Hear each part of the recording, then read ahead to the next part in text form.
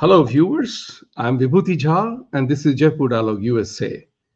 As always, I welcome you to my show and to this conversation that we are going to have today. Before we start, please like, subscribe, and support our channel. Give your feedback because we care for your feedback.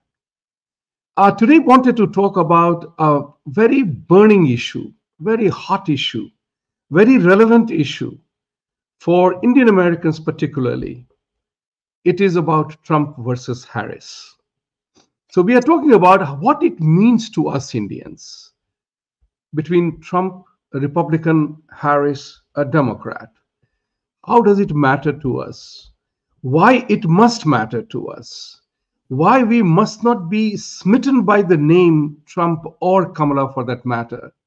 Why must we vote blindly, owing allegiance to a party or the other?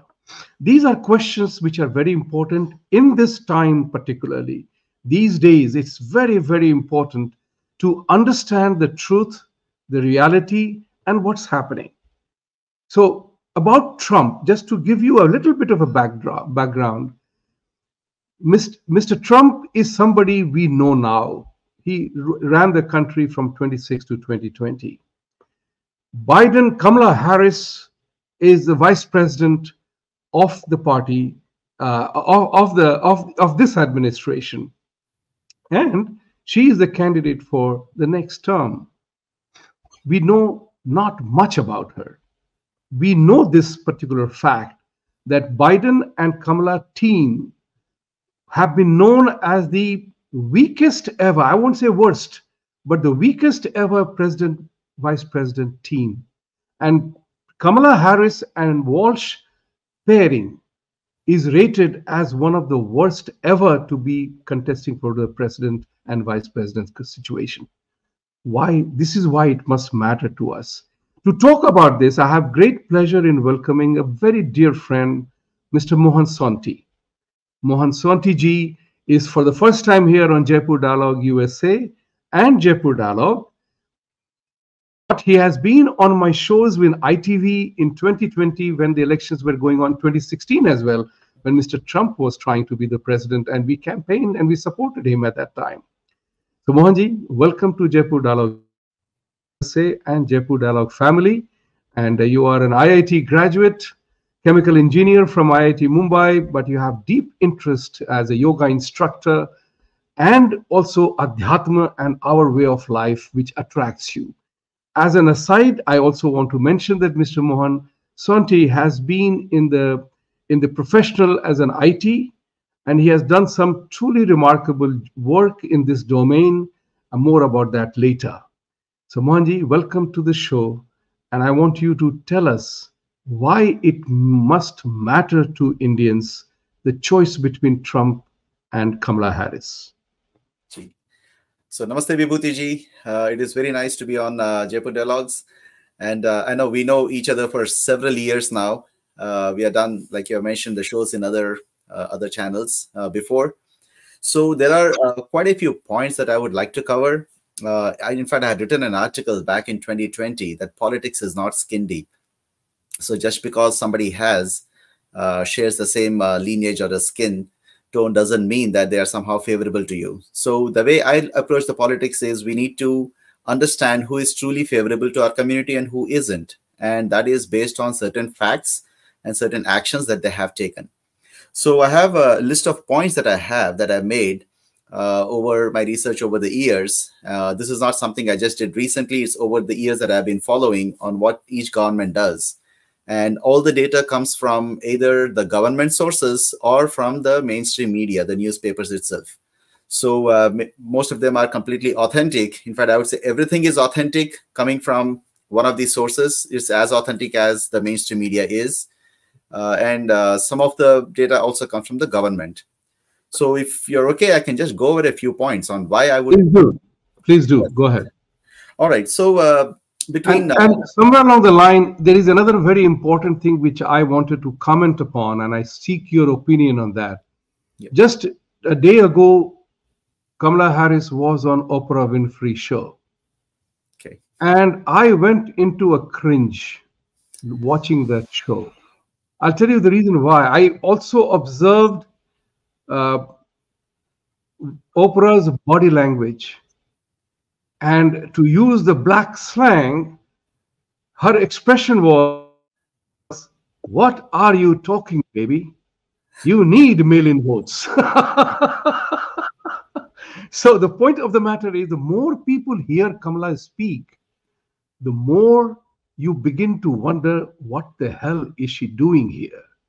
And that's the reason, perhaps, that while the managers, as Vivek Ramaswamy very adroitly puts it, that these people are managed by a managerial class, they are restricting their public appearances and television interviews so that people don't get to know what she's never answered any question straight. Even on Oprah, she doesn't answer the questions straight. She rambles, future, future, future, democracy, democracy, democracy, opportunity, economy. These are all so hollow, good words, but very hollow in the context. So I gave you a bit of a background. Go ahead, make my day, and make the viewers come to understand what's going on here. Mohanji. So I'll be going out, I'll be telling the facts and actions as they were done by the Trump administration and by the Biden administration, and what are the things that actually matter to the Indian community, the Indian diaspora.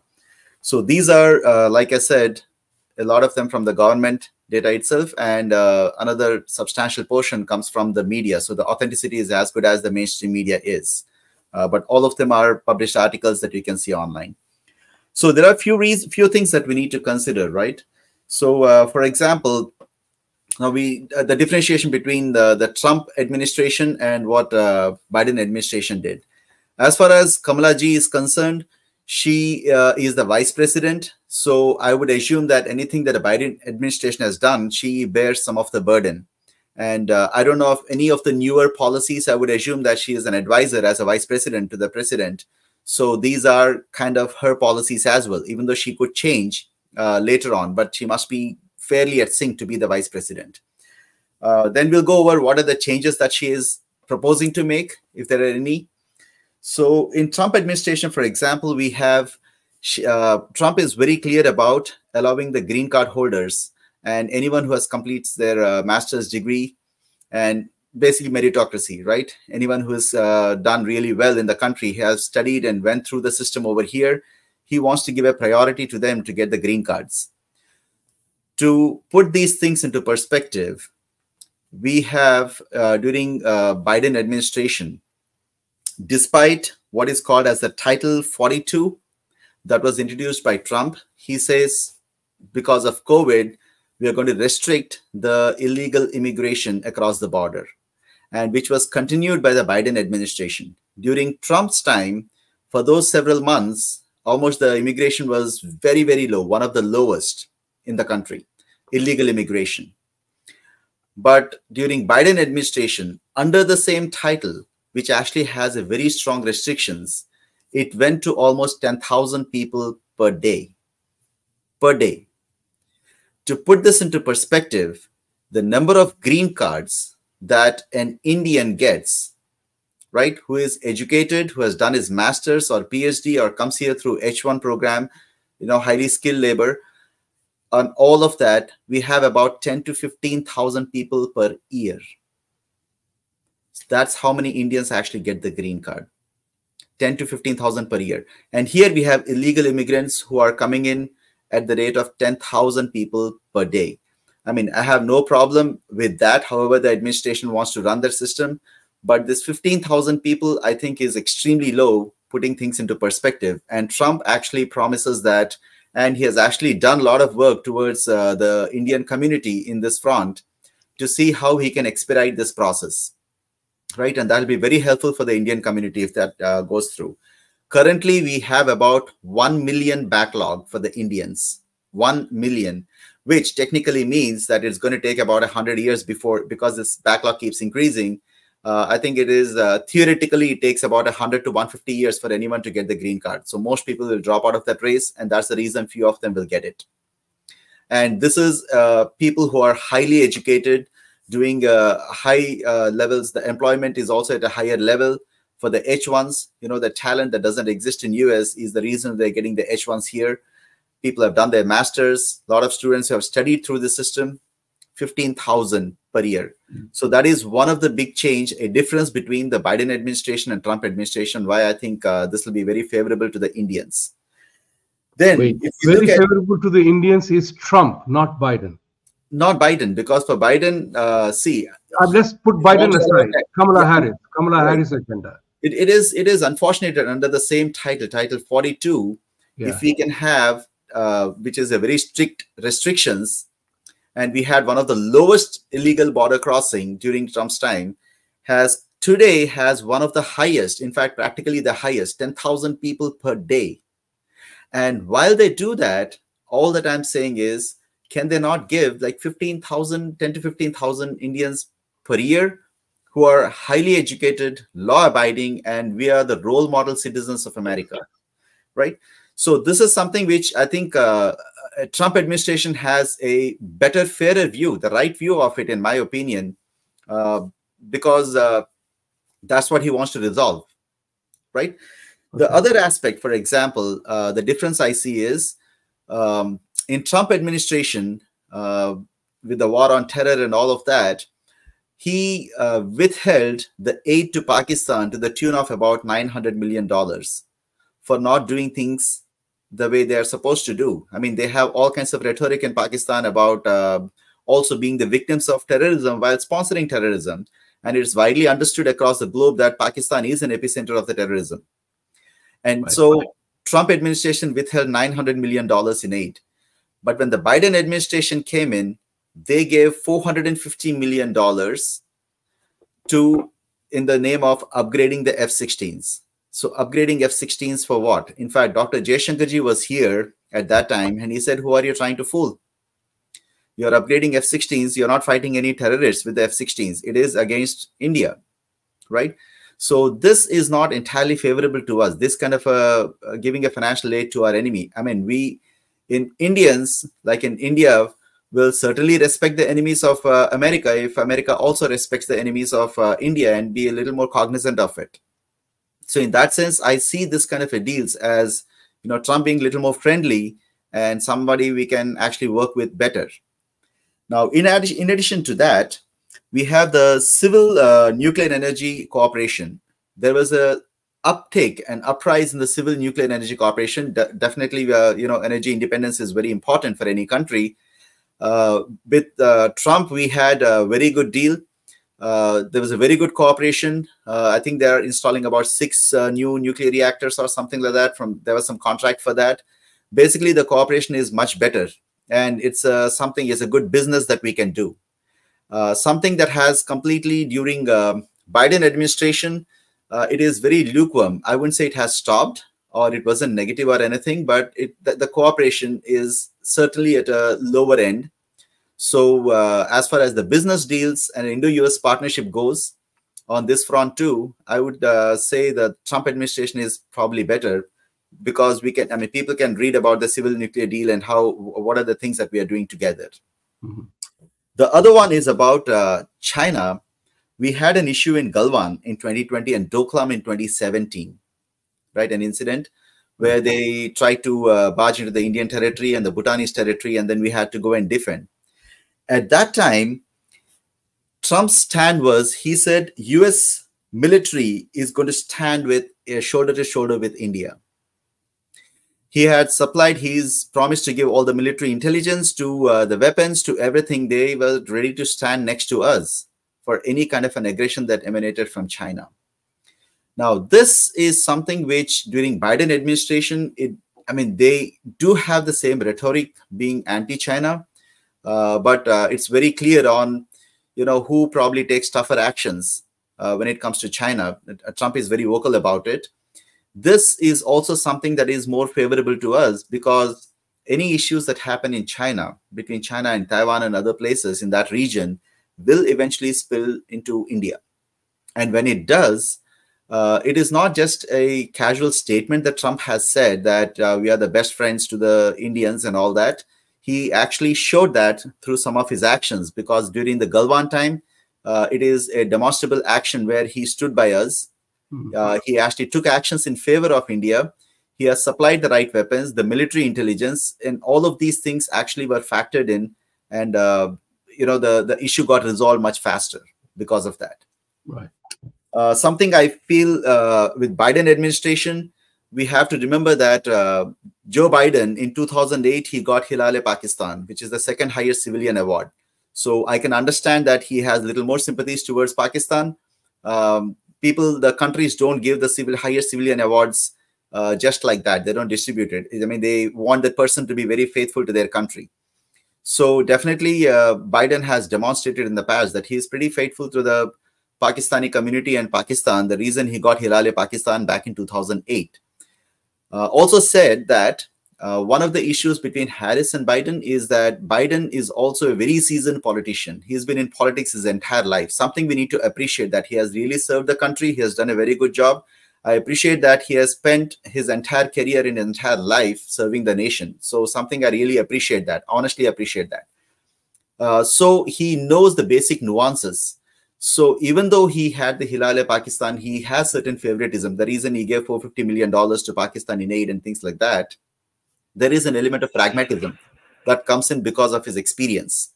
That is a point where I'm a tad bit concerned about Kamala ji, because she does not have the kind of the political expertise that Biden brings in, because Biden is a complete thorough seasoned politician. He understands the political nuances. He understands the world a lot better. I would say pretty good compared to most of the politicians in USA because of his extensive experience. Something Harris doesn't have it. So we have to rely on some of the knee-jerk reactions. So that is one issue. Then additional issue I want to bring is the rise in the number of military exercises between India and USA. I think they're called Cope Thunder, and there's a bunch of other names to it. There is a very good defense cooperation at the military and the personnel level. So there was a dramatic uptick of how our military started working together. So we had a lot of exercises in India, as well as even in Alaska and few other places. Basically, there's a good bonhomie and training between the two militaries. And we saw a dramatic uptick. Even though these things started by earlier administrations, the first tilt towards India happened during George Bush Jr.'s time.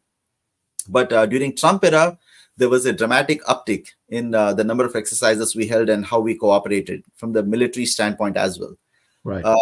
Biden administration, it mostly continued to some extent, and maybe took a little bit of a dip, but that was just continuing on the momentum that was built in the past. So there wasn't any dramatic upward tick after that.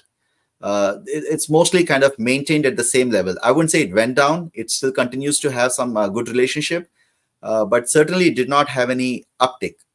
Compared to what it was in Trump's time, there was a dramatic increase and we really had a good cooperation. Now, another point I have is during the Pulwama attack, right, across the border from Pakistan, and we had a Balakot strike. During that time too, Trump actually, this happened in 2019, and Trump actually stood by us, and he was very clear about the anti-terrorism stance. He was very clear that Pakistan cannot just keep sponsoring terrorism. So that will be very helpful, because the amount of money that India spends on this anti-terrorism is quite dramatic. So any investment that people make in Pakistan, to me, is an extra investment for India to actually defend that, right?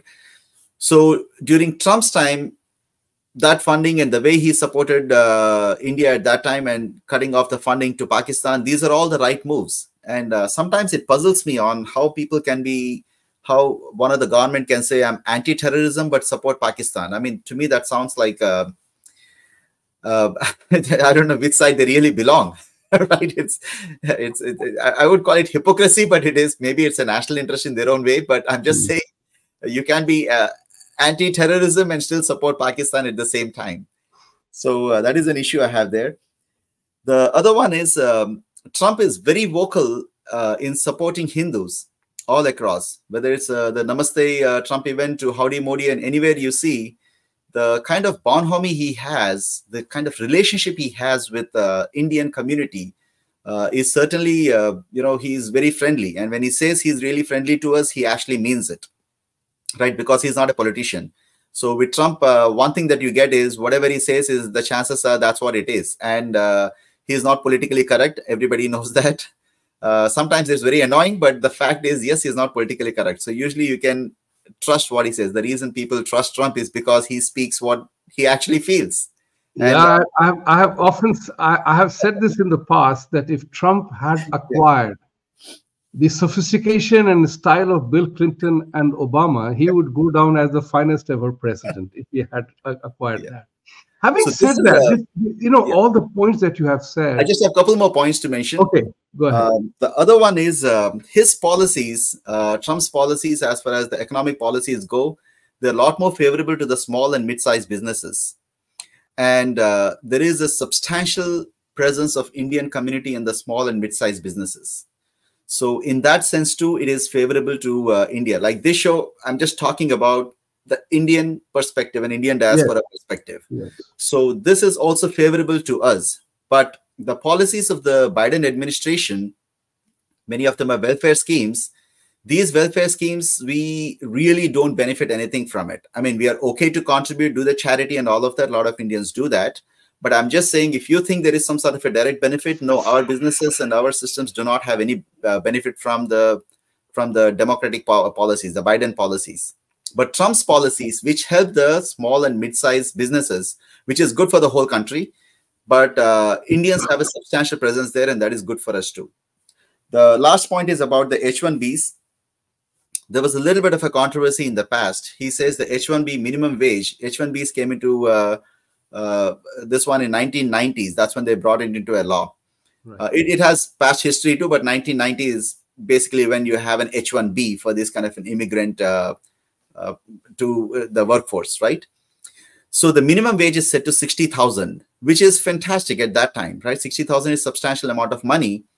The reason the H-1Bs today have they have almost like close to 800,000 applications for some 70, 80,000, H-1Bs that are given out is because the 60,000 of 1990, with all the inflation and everything today, comes to about, it's a little over 2 to 2.5 times. So it's 120 to 150,000 today. It's equivalent to earning 120 to 150,000 today.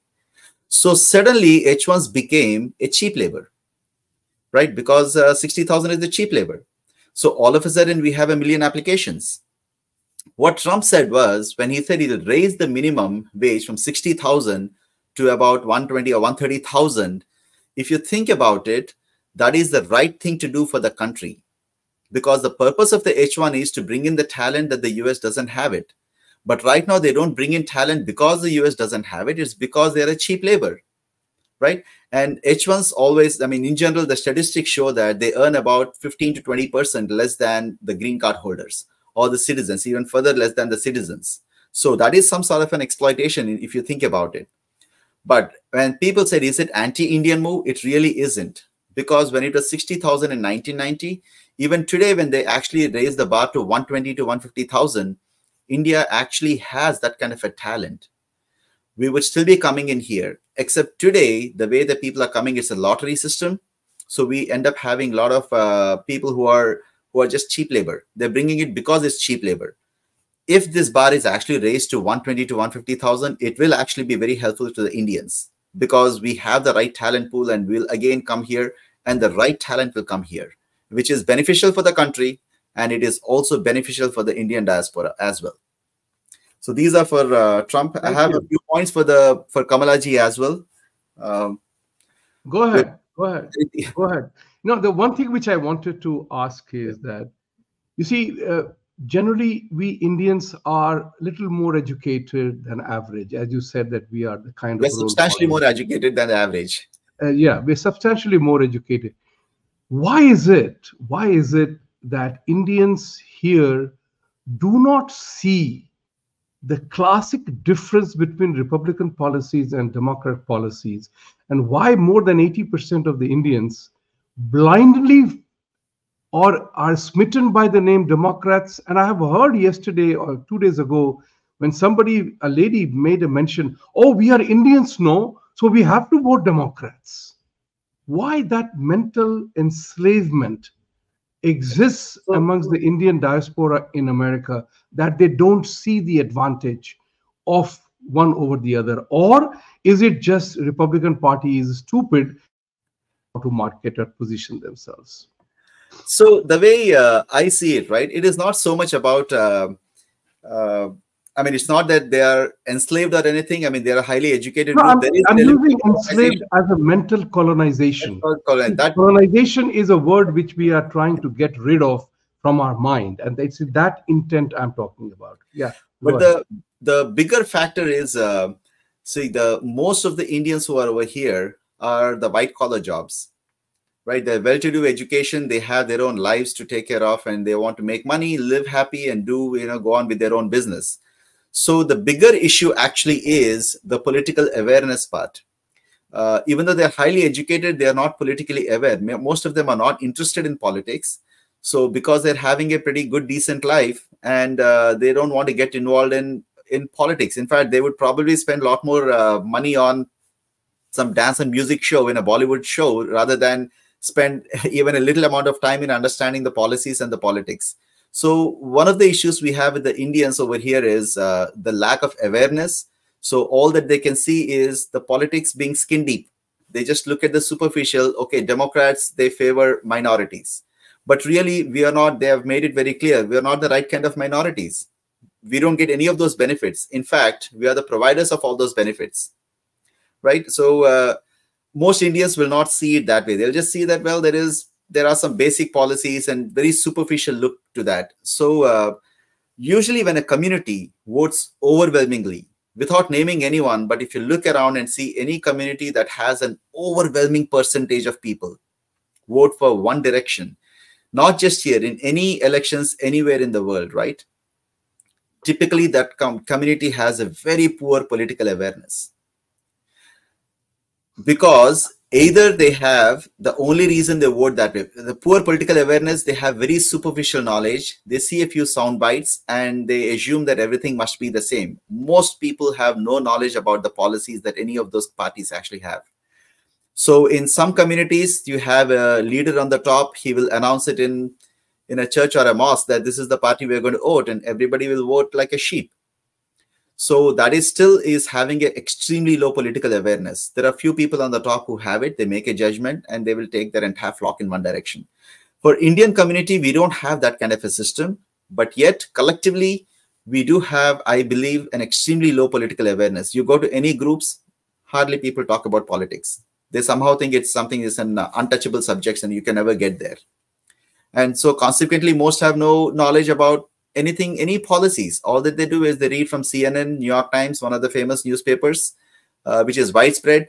None of them are unbiased, right? I mean, anybody with little knowledge will tell you that CNN, New York, none of these are like giving an absolute unbiased view or something like that. They're very clear and open about which side they talk about. So this is the only little knowledge that people have. So it's a resultant of political unawareness, I would say. And Would you say the same thing about the Black community in America? So African American community is also pretty politically unaware. In fact, African American community is so unaware that they really struggle. They really had a very terrible past and very unfortunate past. So what happened was in 1960s, after the emancipation in 1800s, in 1960s when the changes were made, was it Lyndon Johnson, if I remember, he gave something to the effect, he gave a statement, something to the effect that for the next 100 years, these niggers are going to vote for us. Something to that effect. I don't know the exact phrase. He said something to that effect using that kind of a verbiage. The thing is, just like in India, we have the Congress party, right? Some people, if there is one group that will never let the African Americans ever rise up, I would say it is the Democratic Party. In fact, during the Clinton's time, the law that was passed was so much anti-African Americans that it completely destroyed and decimated their entire families, right?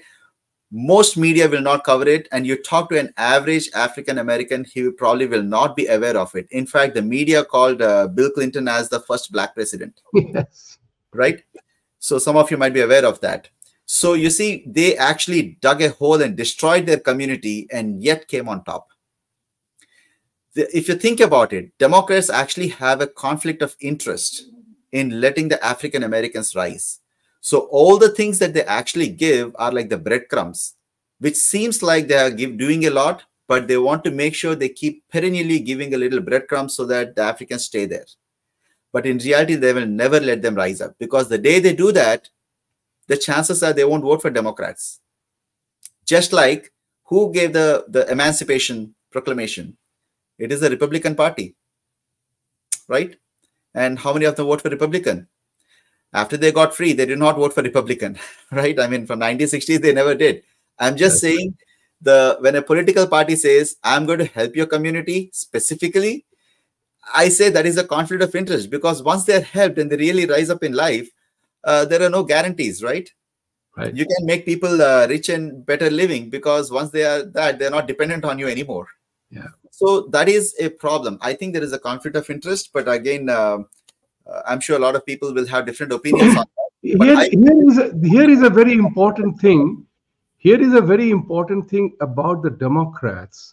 I wonder if Indians know about it or not. You know, they were the original slave owners, Democrats, original slave owners who fought against abolition of slavery. They defended slavery. They founded the KKK. They were the ones who started the lynching practice. They were the ones who enforced segregation. They were the ones who enacted Jim Crow. They were the ones who were, who filibustered civil rights movement. There are any number of those things that Democrats did. And somewhere along the line, the Republican bears the blame.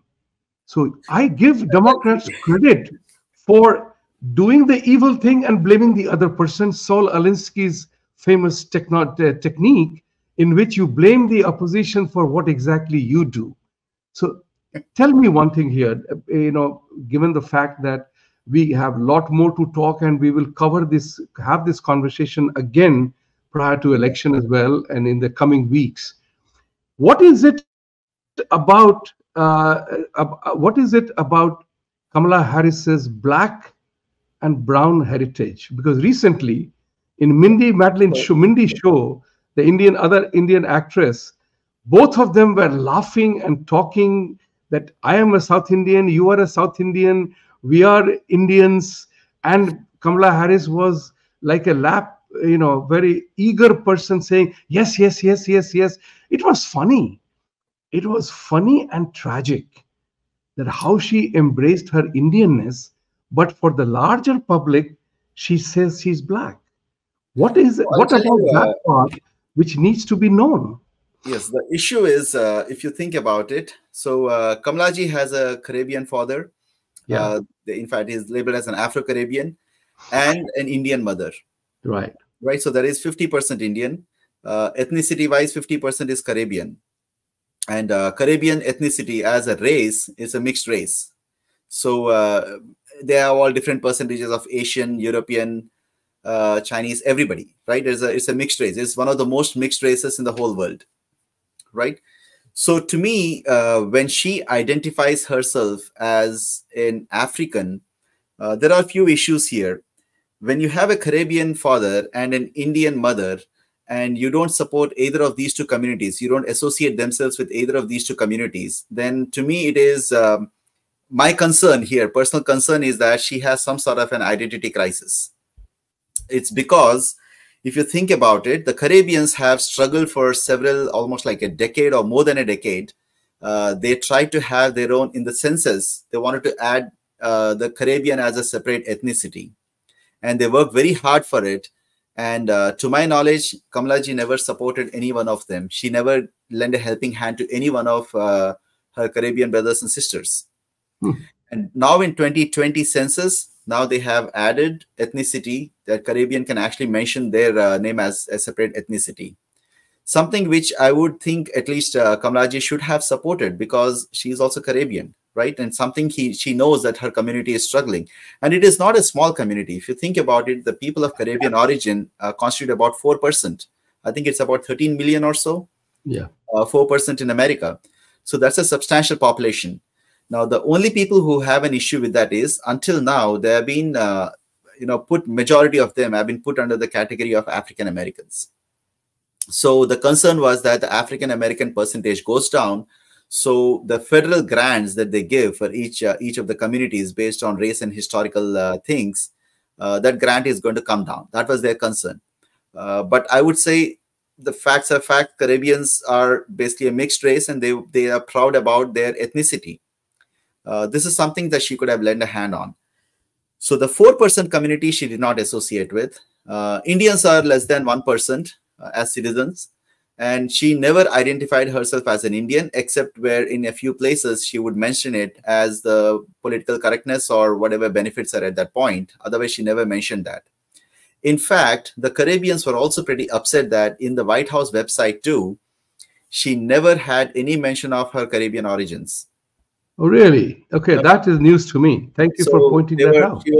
So a lot of Caribbeans were upset at that point. They had, in fact, some of them have apparently, it was very vocal. It was in the newspaper too. And some people they say that they have written letters there saying that how come she never even mentioned Caribbean, even though they're very proud that one of their own has become the vice president of America. So they're very proud, but somehow she wasn't proud of the Caribbean origin. She always mentions it as African American. So I think African American is more of a political expediency because there are 12 to 14% of African Americans.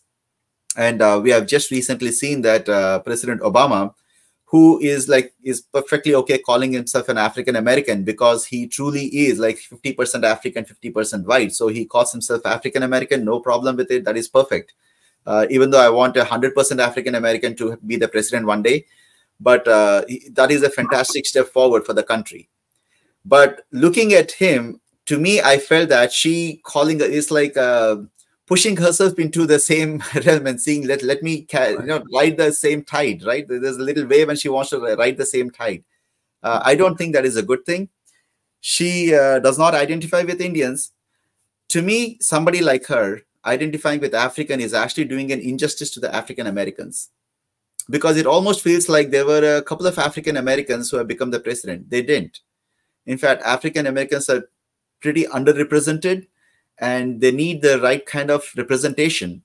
So what happens with people identifying themselves is, let us say if a whole bunch of people start identifying themselves as Native Americans, then what happens is it's an injustice to them, right? We had one of that in Massachusetts, but one of our senators. Yeah.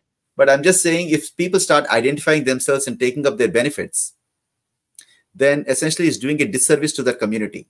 When the Mohanji, let me stop you here. Let me stop you here. We are looking at a Democratic Party policy agenda in which you can be whatever you want to be. See, I have a problem with that, right? I mean, if they want to be a cat or a dog, I can understand. We all need to have a problem with that. Yeah. Because recently, on just about a month or so ago, an Indian lady who teaches in Manhattan, all right, she does late night evening courses, and after her class was over, she went to the restroom. She's 60 plus years age, and she went to the restroom, and there was a guy standing out there. When she objected, to that, he said, "No, I feel like a woman." See, the issue there we have seen in Senate hearing, right, is about the sports. Yeah. Can you imagine that if the men start identifying themselves as women, it is really a disservice to the women for the sports and many other areas. It is the same thing between the races. If somebody of this stature, if she identifies herself as what she really is, which is half Caribbean, half Indian, she calls herself Caribbean, they are very proud of it. She calls herself an Indian, we will be very proud of it. But calling herself an I think it's a disservice to the community that you identify to. Like it's a disservice to women if men start identifying themselves as women and enter into their sports and enter into their area. Right. I mean, then we can just say that all the presidents were women as well. Women are already represented. Thank you. Just get out and we can have all men. No, this exactly is my problem. My problem is personalities apart. You know, there can be a Republican who is anti-India or anti-Hindu and whatever. There can be a Democrat who is pro-Hindu, pro-India. But I'm talking about the party policy stand, what you have listed out, all the elements. They point out to the party's political stand. Because Kamala Harris, since she doesn't have Biden's deep experience, she will be relying upon elements that are inimical to India's interest, and it is already showing up that Oh, a one more. Kashmir policy is being advised by a Pakistani guy, Yeah. So Pakistani doctor. on the policies, I just want to go over, like I covered for Trump, I just want to cover some of the point for the Biden-Harris administration as well. We went over a list of things where Trump was very favorable. With Kamalaji, I have a few issues here. These are the real facts and actions that have happened. So even with Trump, I'm not saying he's just great because I feel so. These are the actions that were taken in the list that I mentioned earlier.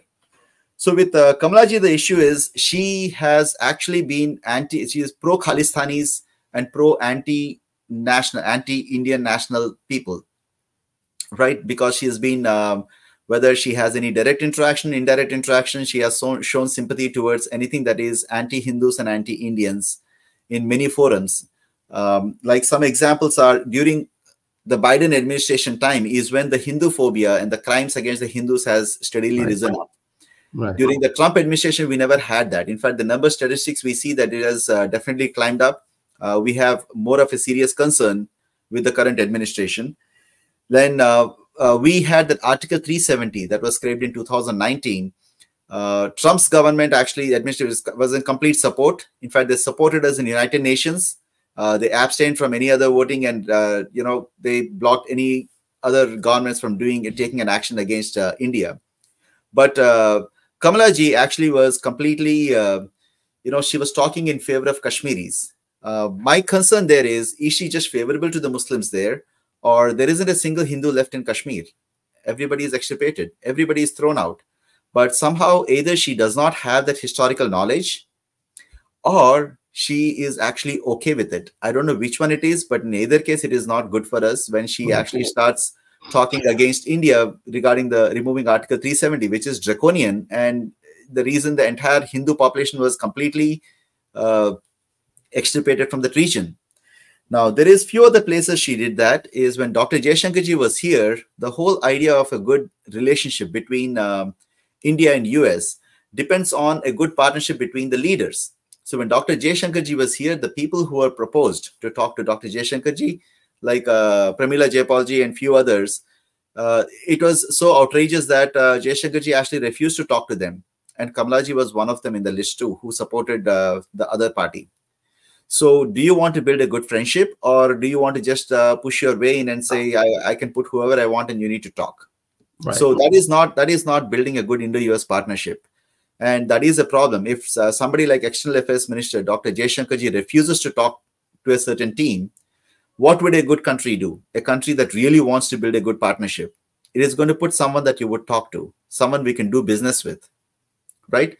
It's only when they're not really interested in the partnership that they will put somebody who is antagonistic to you, right? If you're sending somebody from your team, wouldn't you send your friend? Or would you send the other party's enemies, right? Somebody that the other party dislikes, right? Right. So this is an action that was taken by Biden administration that is a little bit concerning, something they need to work on. They bring up all the religious freedom issues and all of that all the time without having any notion of the historical context, such as in the Kashmir, where everybody is extirpated, the partition of India into an Islamic Republic of Pakistan and Bangladesh. And not to forget that all the issues and violence that is happening in Bangladesh right now, I mean, they haven't said a word. They haven't done anything regarding the Hindus there. But somehow for Article 370, I don't know why they had to really intervene into a domestic affair. And Bangladesh is a foreign country. And they don't want to say a word about it. So these are some of the issues that I think we do have a serious concerns. If the Democratic Party can actually address it, it'll be very nice. But as the facts go, the actions as we see, they certainly need to do some improvement on that, on their actions towards the Hindus, Indians, and Indian diaspora. Given the time factor, sorry, finish your point. Because 90% of the people vote for them, they're politically unaware, so they can actually get away with all these transgressions. And Republicans, no matter how much they do, what the Trump administration has done, the media has built up some sort of a narrative, and most Indians, like I said, are politically unaware, so they just read the superficial news and they think that's all it is. In fact, many of them actually have a deep grudge, just like what the CNN wants to build in people. So this needs to change. Otherwise, all that we'll get is the superficial things. In fact, the Democrats often say, at least some people in private, they will, if you ask them, where will the Africans go? They really don't have to do anything for them. Where will they go? They're going to vote for them. So And that's why Trump. That's why Trump says, "What do you have to lose?" That's a very interesting part there. But that's why Trump says, "What do you have to lose?" So Mohanji, Democrats actually considering also the do time these factor, things because they know where will the Indians go. Majority of Indians are politically Yeah. unaware anyway. So in fact, majority of the anti-Hindu bills that were passed, like SB 403 to many other bills that were passed, all of them came from Democrats. Democrats, yeah. They need to fix this problem, but their confidence is majority are politically unaware and they're just going to follow the herd and they're going to vote 90% anyway. So what have we got to lose? In the remaining time that we have, I wanted to also focus on two very important elements of the policy that the Biden-Harris administration has done, is that they voted against deportation of criminal, illegal people. They voted against that. They are not voting for that only citizens must vote and whatever is there. So tell us something about this. Why is it, are the Indians so politically naive that we don't see the wood from the jungle, or whatever the phrase is? I mean, where is our wisdom and intellect? And that's where I worry, that despite our knowledge, wisdom, and everything, we remain remarkably impractical, sentimental people. We don't know. There are a couple of things that people need to know regarding the American politics, right? And a substantial majority are unaware of it. The number one that people need to know is voting is not a fundamental right in America. It isn't. I mean, a lot of people think it's democracy and it's a fundamental right. In fact, democracy, the word doesn't exist anywhere in the American Constitution. You are right. So to say that this is a complete democratic country, it is not because of the Constitution, it's because of the laws and many other things that happened later. But the original founding fathers actually wanted this country to be more in the lines of the natural law, right? Because that is more coherent with the nature. But whatever be the history, the point is democracy is never in the Constitution, something people need to know. The second is voting is not a fundamental right in America. This is governed by the states, and states have the right to do whatever they want when it comes to voting. I think amendment, I don't quote me on exact numbers. I think it's amendment 1523, something like 26, the 2 or 3 of them. Mostly they govern no discrimination based on the gender or race and things like that. Other than that, the voting is it's not a fundamental right, and the states have a right to make a policy in whichever way they want. I forget the exact term. One is, I think, gender for one of them. You cannot discriminate based on gender. The second is race. Or the third is the tax. Just because somebody hasn't paid the tax, you cannot take away the right. So other than these, the general voting idea for a state, they can make up any rules they want.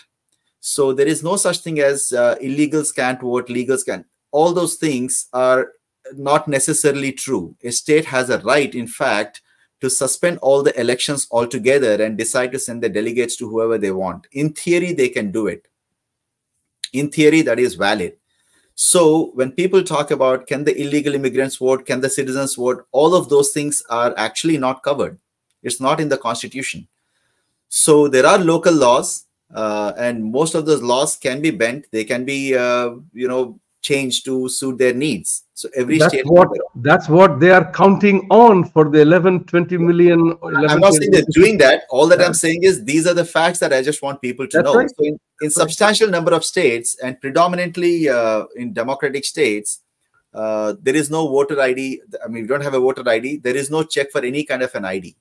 They don't have to check that. That's right. So, I mean, can we say that is somebody else voting? Maybe. Maybe not, we don't know, and we don't need to get into that details. All that we need to know is this is how the laws were made. So when a state says, I'm not going to check any ID card, right? It is perfectly valid to do that. It is legal. If people think it's somehow illegal, that is not the case. See, in India, when we have a voter ID, it clearly says that only the citizens can participate in it. In USA, we don't have that. So that is the issue. All right.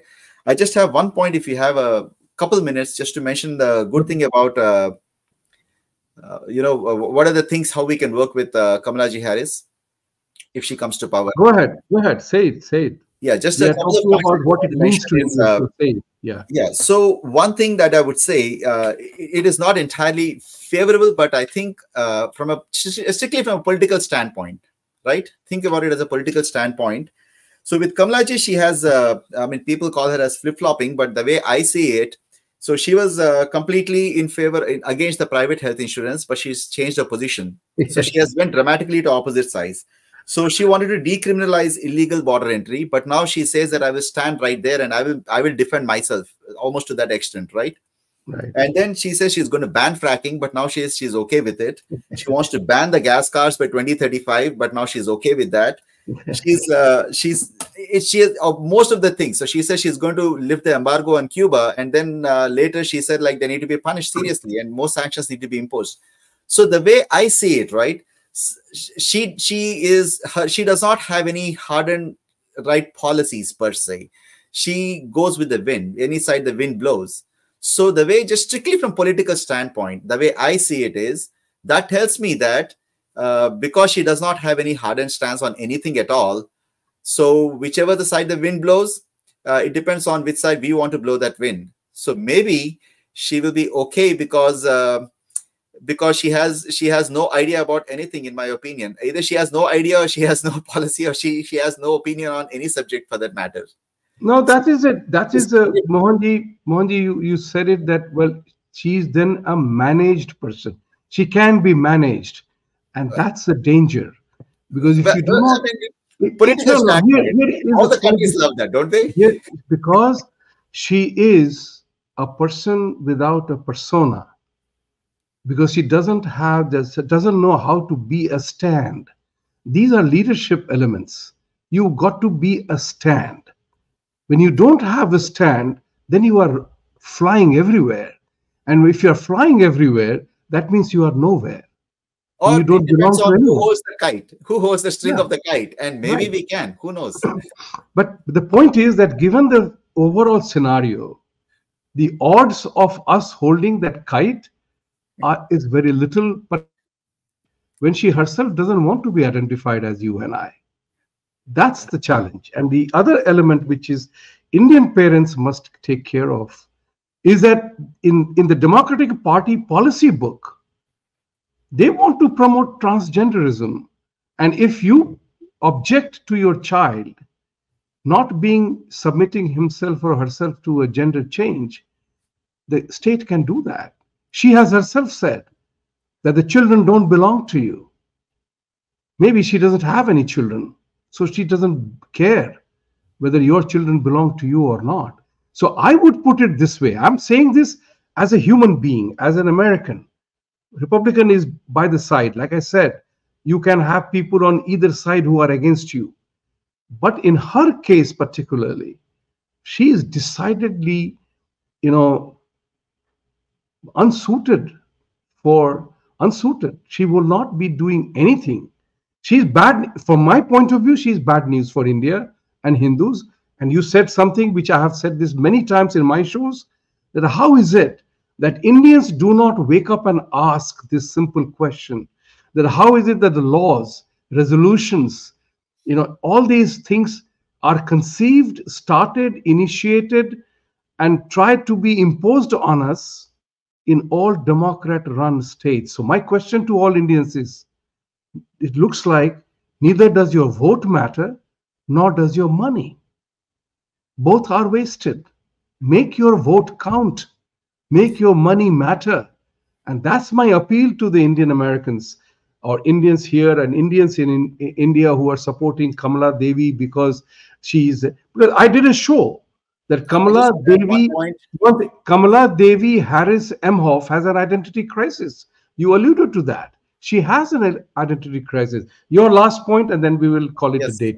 So I just want to say it is, as Indians, technically, we don't belong to either party, right? Because we are either completely Christian religious, or nor are we woke. We have a complete dharmic view.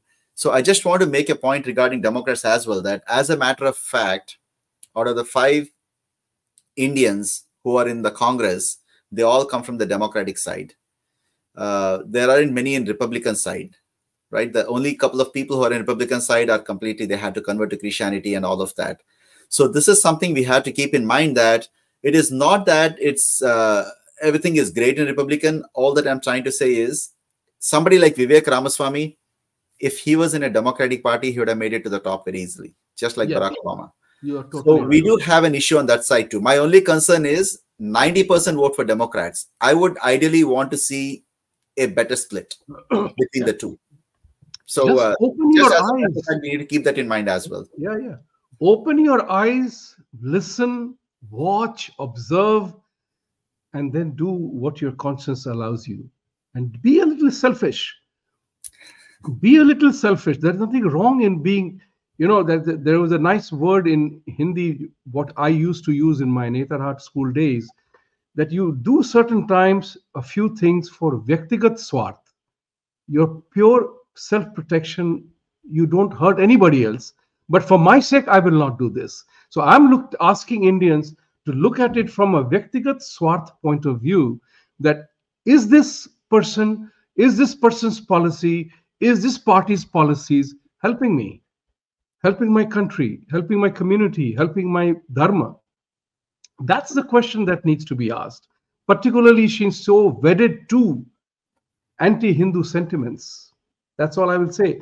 Viewers, thank you very much for watching today. Mohanji, so great to have you. We will have this conversation again, and I would want you to come back to talk about certain other issues as well related to election. And it is important because now we Indians are awakening. We are no longer Wokistanis. We are awakening. It's better to become awakened than becoming a Wokistani. I call that. I say Desis who are wokes are Wokistanis. My personal preference, choice of word. Thank you very much for watching. Please like, subscribe, and support our channel, and give your feedback. Thank you very much. Have a wonderful day. Thank you.